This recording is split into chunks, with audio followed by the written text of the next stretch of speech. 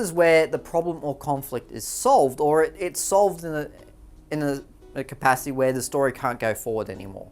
That the story as it happens has ended. It's often the most interesting part of the story when we get to this point, where we get to this resolution.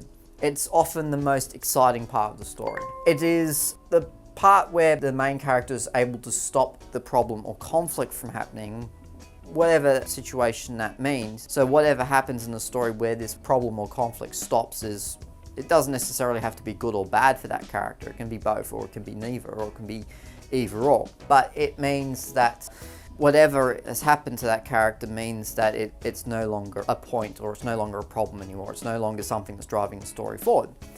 And at this point, the story can finish. So let's go back to our example, because this will probably help you visualize it a bit more.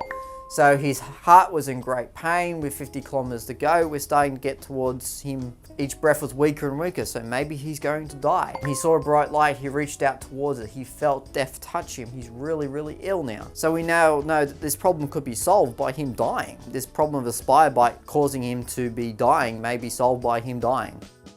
It's a bit sad of way of looking at it, but it's a way of solving the problem. It's a way of the story ending. Once he dies, the story can't go forward anymore.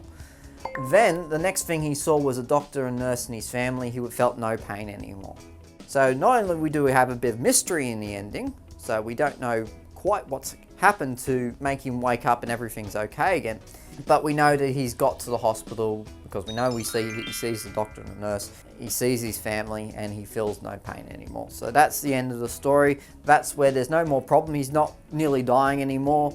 After he wakes up from there and gets out of hospital, he can probably go back to living his normal life again. So there's no more story there. There's nothing more of interest to us as readers, because we don't really particularly want to go back and follow his everyday life anymore, unless something else is about to happen which makes us interested again. So that's why we've got pretty much the beginning and the ending of the story from where we started, where he was living an ordinary life, to where the complication, the problem started, where he got bitten, and finally where the bite of the spider doesn't really matter too much anymore, and we've pretty much got an ending to the story right there. Okay, so in summary, a simple story really just has an introduction where everything's introduced, where we learn about who's going to be in our story, the complication where the problem happens, or the conflict, and finally the ending where that problem is solved. And that is the simplest structure you can use for writing a story, the simplest way that you can write your own story. That's pretty much it for introduction to a story structure and story writing. So until next time, I'll see you later.